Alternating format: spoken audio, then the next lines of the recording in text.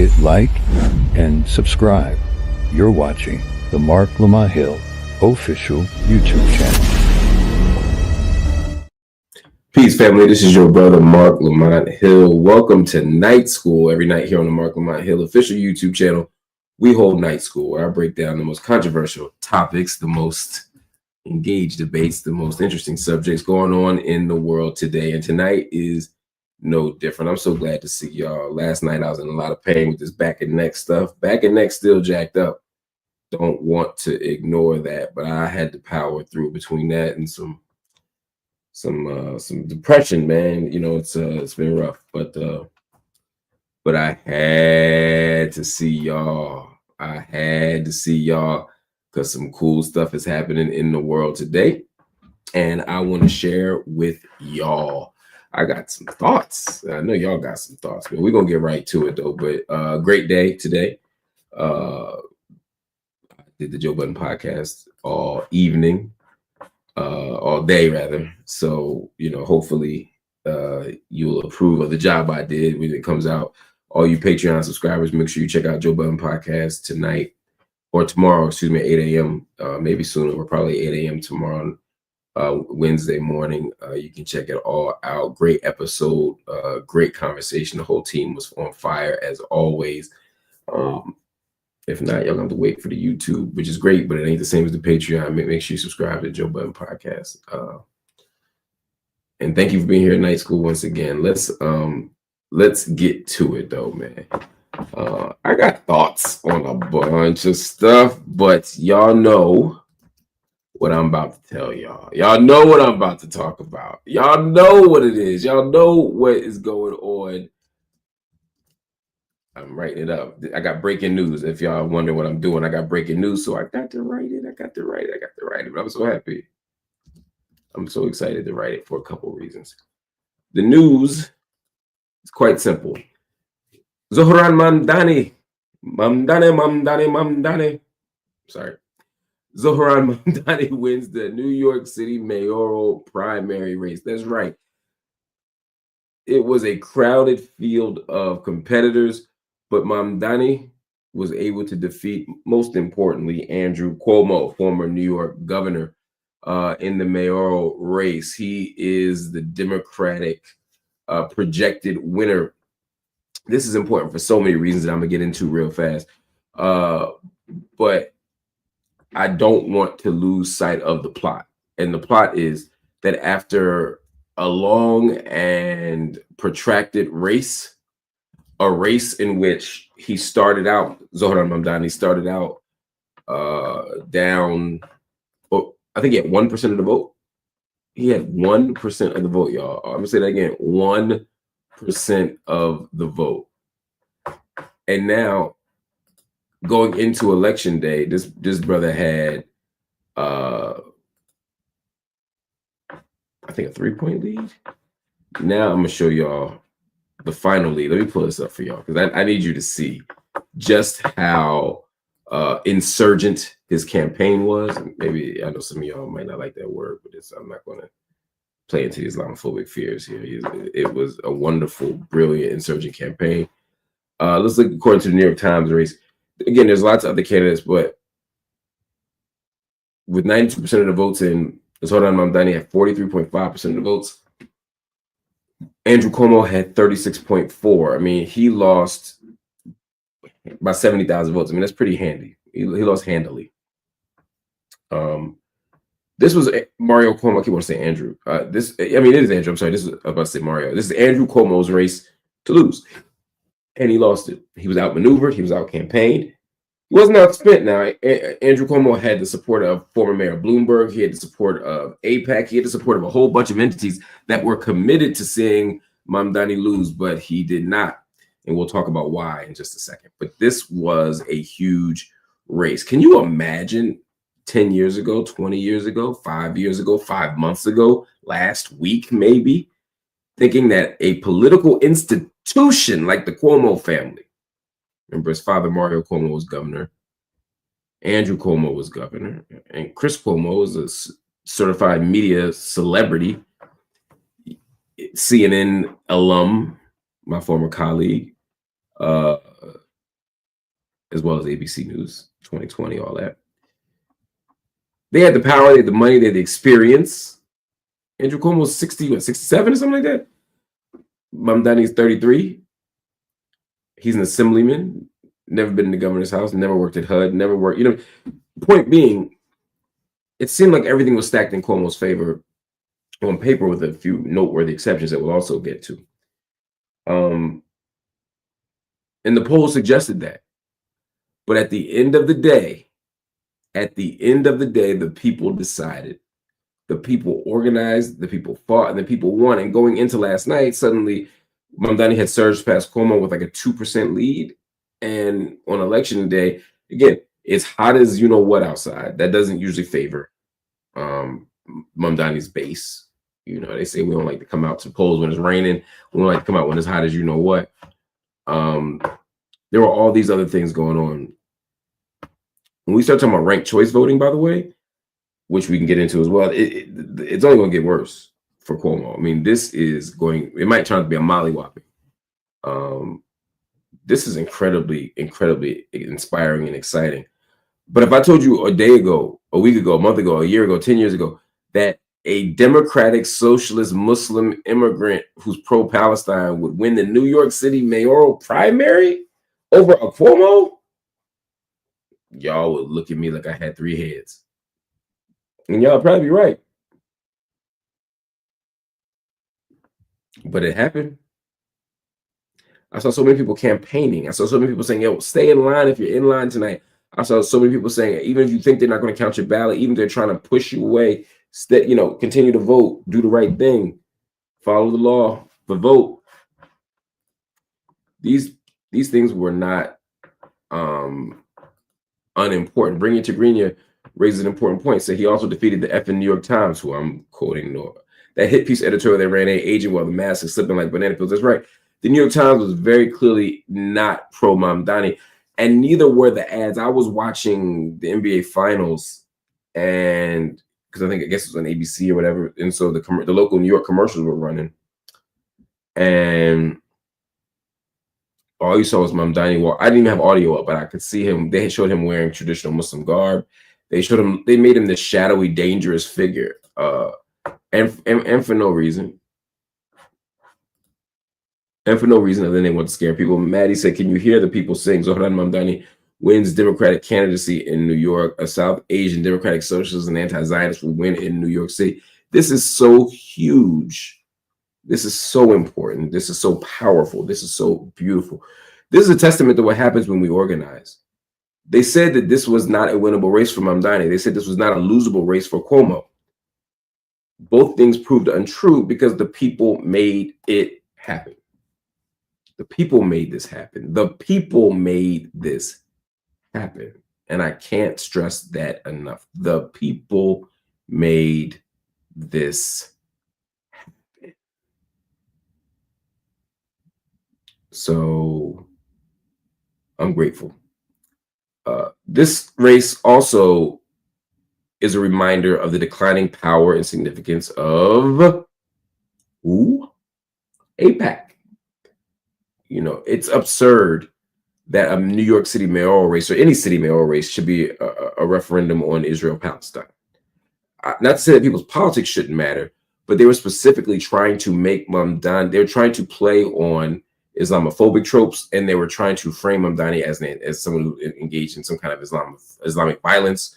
So they tried to make him a jihadist. They tried to make him an anti-Semite. They tried to do all the things that would make New York's voting base less likely to vote for Mamdani. But these are classic AIPAC tropes, right? That if you disagree with us, you're anti-Israel. If you're critical of Israel, you're anti-Jewish, right? It didn't work. Every year, AIPAC's power, AIPAC's influence gets more and more precarious. AIPAC has to win on the issues. They have to win on the credibility of an argument. They can't win because of a fear campaign, which is what they used to win on. Just like several other right-wing causes, they would win because the politicians would be afraid not to go along with them. People are voting their conscience. They're also seeing what's happening in the world, and they're not allowing it to stand. This is a big deal. Baby K said thoughts and prayers to Richie Torres. We did it in New York City. I'm with you, Baby K. Richie Torres obviously campaigning hard against Mamdani. Don't forget, Richie Torres is up next year in 2026. Y'all can tell it. Y'all can show him what you think about his actions too, because Richie Torres has always played it, not always, but very recently has played considerably into Islamophobic tropes and lies as well. So this is powerful. It's so exciting. It's so exciting. And again, it's not because I'm the world's biggest Mamdani fan. Again, I don't know Zohanan well enough to have an opinion on him. You know, I've met him. We went to iftar together. Spoke to his campaign. I think we spoke really quickly. For me, it's less about him and more about what he stands for. The idea that you can be anti-Zionist and win. The idea that you could be an immigrant and win. The idea that you could be brown and win. The idea you could be a democratic socialist or socialist of any sort and win. The idea that, you know, you don't have to go with the neoliberal little DNC or DLC status quo line and win. Like, you can, there are other ways to win. This is a huge deal. This is a huge deal. So I'm very excited to see this. Mamdani, Cuomo, Lander. By the way, the concession speech from Lander, and if you don't know,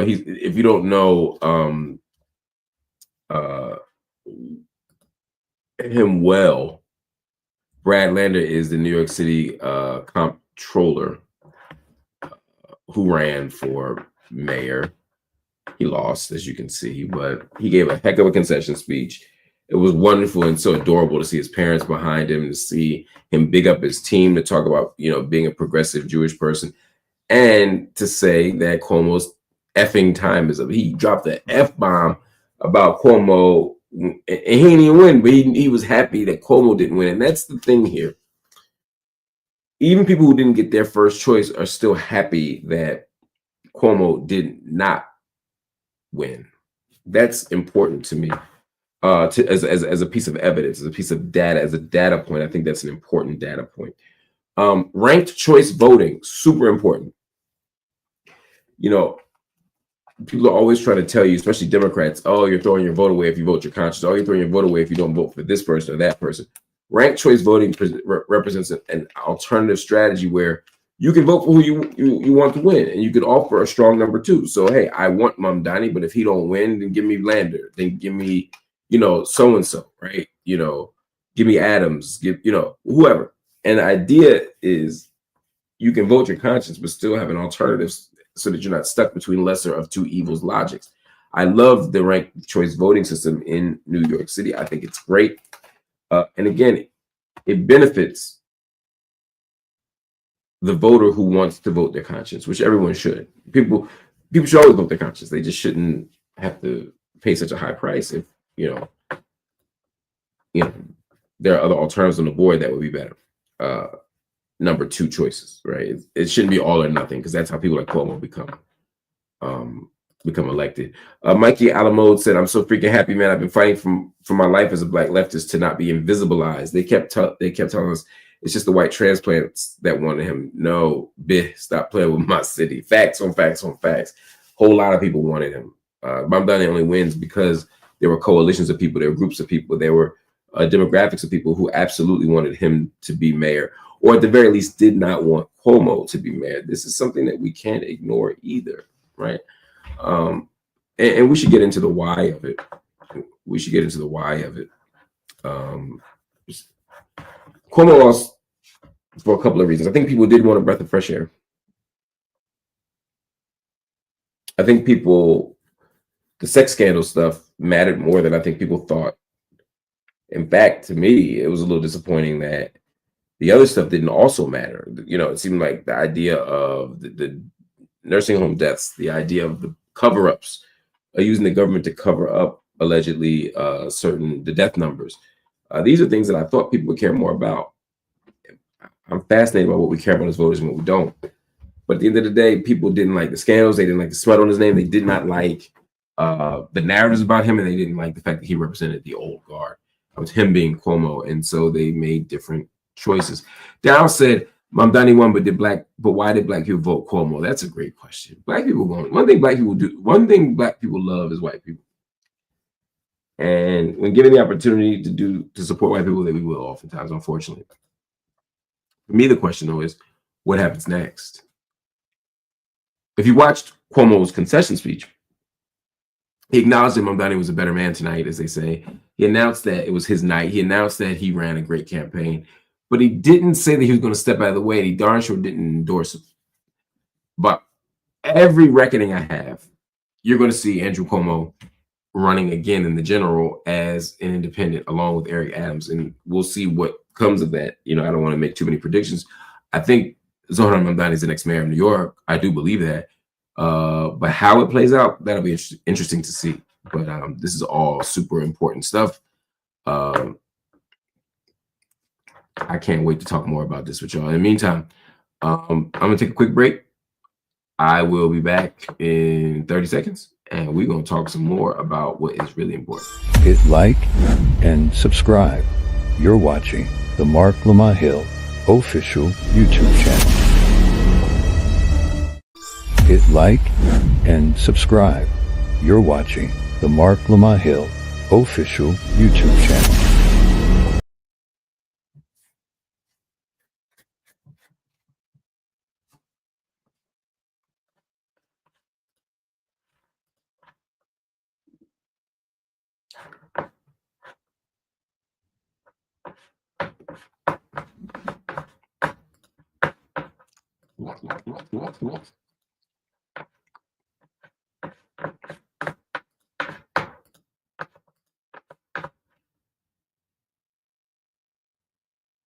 Oh, so good to see y'all. Welcome back to Night School. I'm here. We just talked about Zohran Mamdani winning the New York City mayoral primaries. Right now, the first choice ballots are in, but it'll get more interesting soon. People ask if I can get him at the pie. Yeah, I think so, man. We're gonna try to get the especially once he becomes mayor of New York. If he becomes mayor of New York, we'll make it happen. But that Williams said that assassinated TV interview was dope. I have lots of respect, for your story. Most definitely made me more a fan of your work. Oh, thank you, brother. We can talk about that later too. I gotta post some more stuff up. I gotta post some more stuff up in the world, man. Let's get to the next story though. We're here for a good time, not a long time. So we're gonna get right to it. The House just shut down an attempt to impeach Donald Trump over his Iran airstrikes. And believe it or not, it was Democrats who helped to do it. In a 344 to 79 vote, lawmakers crushed Representative Al Green's resolution to oust President Trump for bombing Iran without approval. The biggest surprise was when Democratic leadership was leading the charge against impeachment. Green, a longtime critic of Trump, said, you saw him at the State of the Union tearing it up, said that the president's actions were a, quote, de facto declaration of war, and warned that Congress was being sidelined. But you had top Dems, people like Hakeem Jeffries, Catherine Clark, Pete Aguilar, who all voted to kill it. Even AOC's support, and it's a big deal. AOC is a huge deal. Couldn't save it. Now, meanwhile, that's happening. Trump hopped on Truth Social to mock the move, taunting the squad, jabbing at Chuck Schumer, and daring them to, quote, make my day with another impeachment trial. But both parties are saying loud and clear something very clear. Nobody's ready to challenge Donald Trump's war moves, even when he skips Congress. After all, if the people's representatives won't check power, then who's going to do it? Democrats say they want answers through the War Powers Resolution, but for now, Trump's bombing campaign keeps rolling. No vote, no pushback, no consequences. This is tough. We haven't had a full-fledged congressional declaration of war probably since World War II. Yeah, World War II, I believe. So it's not like Donald Trump is going outside the realm of normal U.S. presidents. That's not to excuse Donald Trump. It's just to say, if you're mad at somebody, y'all need to be mad at every U.S. president for decades, because they all find these end runs around the Constitution. The premise and the principle is, of course, we'd be getting congressional approval before we start blowing stuff up. But if you can frame it as an urgent national security issue and not as a war, which is what Trump did, I think he's on terra firma legally. The question is it the right thing to do? I think the answer there is hell no. That's not unclear. So the war powers resolution is interesting, but I don't think it will ultimately matter. All right, let's move on to the penultimate story, because I want to talk to you about that too, because your boy is tired, but I gotta keep on moving. Let's see. Marjorie Taylor Greene just suggested that Marjorie Taylor Greene just suggested that John F. Kennedy was assassinated. Why? Well, because he challenged Israel's nuclear program. That's what Marjorie Taylor Greene says. And if you don't know, Marjorie Taylor Greene, of course, is a member of the House of Representatives out of Georgia. In a wild post on the platform formerly known as Twitter, Greene implied that America's 35th president, again JFK, was taken out for pushing back on Israeli nukes, all while, of course, defending her criticism of Trump's latest airstrikes on Iran. I'm going to post this for you because, again, this is an example of how these people, by these people I mean right-wing MAGA Republicans, how they think and how they move in the world. Check this out. This is extremely sick and disturbing. Please read to the end. Mark, you have the exact same tone and language that the psychopaths use that send me death threats every single day. You should be fired from Fox News, and shame on Fox if they condone this. Let me introduce you to my friend Jesus. He says, "Blessed are the peacemakers, for they will be called the children of God." Jesus is the Messiah. Jesus is the one and only Son of God. Jesus was put to death on a Roman cross and died as a one-time sacrifice for our sins. Jesus is the Lamb of God. You can read about Jesus in Isaiah 53, 5 through 12. So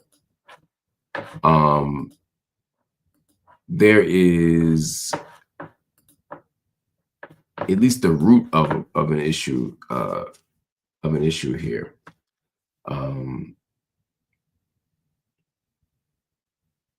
There was once a great president. He opposed Israel's nuclear program, and then he was assassinated, she wrote, linking JFK's murder to foreign policy beef. Now, that's not just a stretch, and it is a stretch. It's gasoline on a fire that's already blazing with conspiracies and anti-Semitism. Greene, already known to many people for saying Jewish-funded space lasers caused wildfires, tossed this theory out while sparring with Marc Lamont, who's a right-wing pundit, if you didn't know.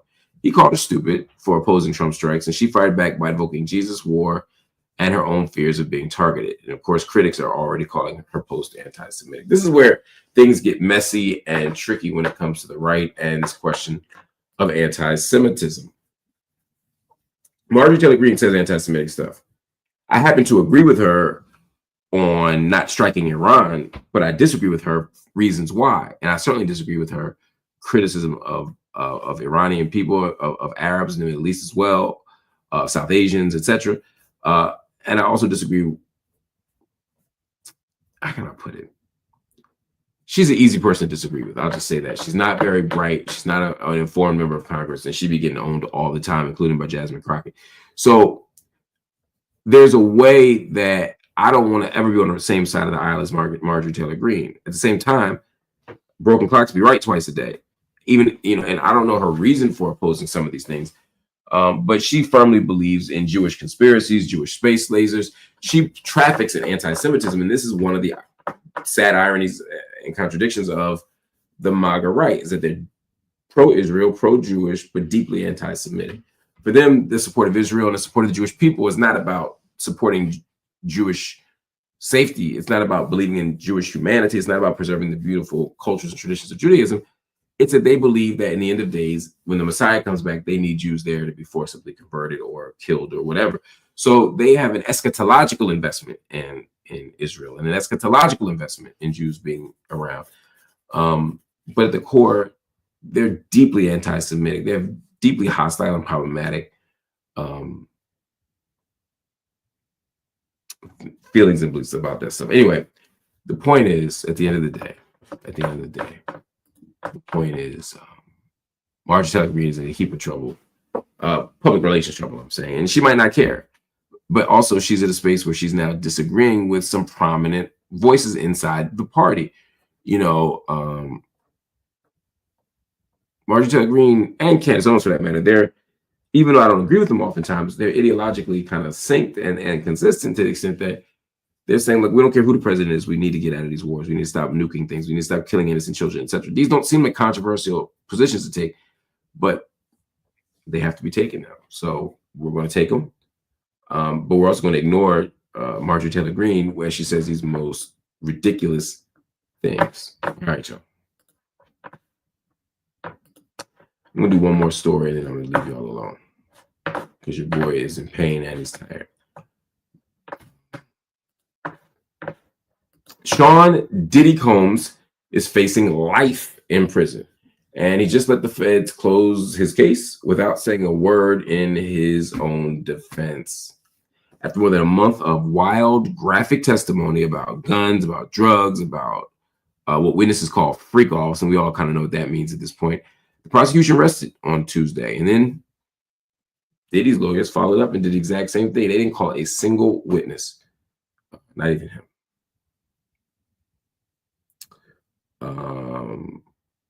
What do I want to say about this? I have a few thoughts. Anyway, I'll finish covering the trial, and then I'll tell you what I think. The hip hop mogul is facing 5 serious charges, including racketeering and sex trafficking. Prosecutors say for years, Diddy used his wealth, his power, and just fear to trap women in violent, drug-fueled sex parties. Homeland Security's lead agent testified that over 50 explicit videos, some with Diddy in them, were pulled from seized phones. Jurors watched clips in court using headphones, while the public, of course, had to look on in silence. And then you got the text, you got the voicemails.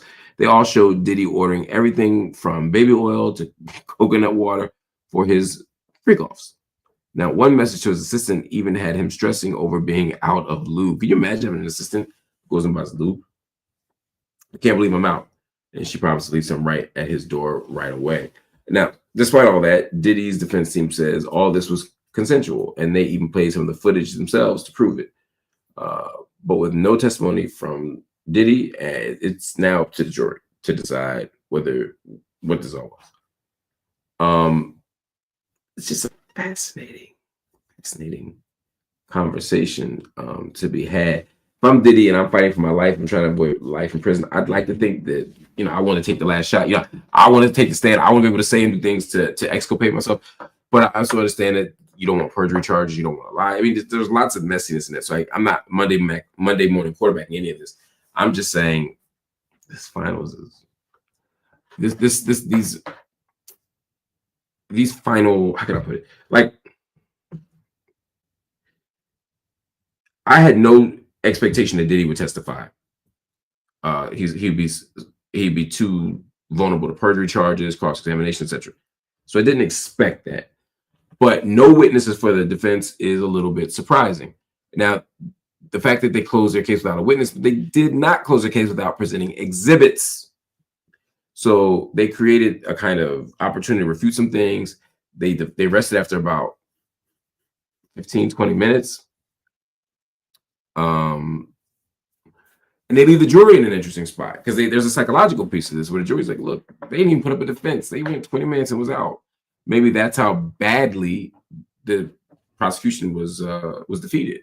Maybe that's how clear it is that there's reasonable doubt. That's what they want jurors to begin thinking about and how they want jurors to begin thinking about it. But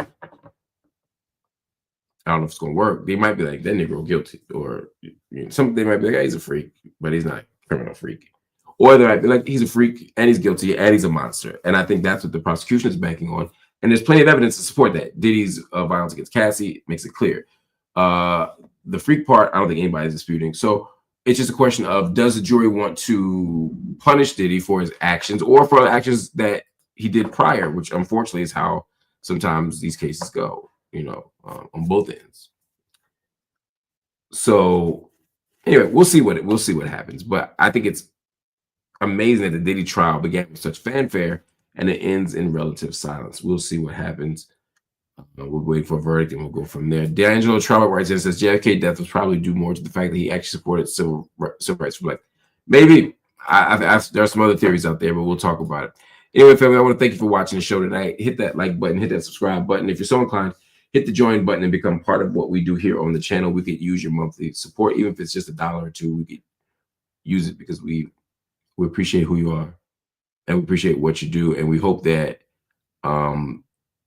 it's reciprocal. That is to say, you know, I don't get a corporate media check. I don't get mainstream media underwriting this. I do this off the muscle. I do this out of my pocket. I do this with my own non-existent free time. So any support you can give the channel to help us continue to build and grow would be much appreciated. If you can't become a subscriber to the channel, a paid subscriber, make a one-time donation rather. Go to Cash App, PayPal, Venmo, or Zelle.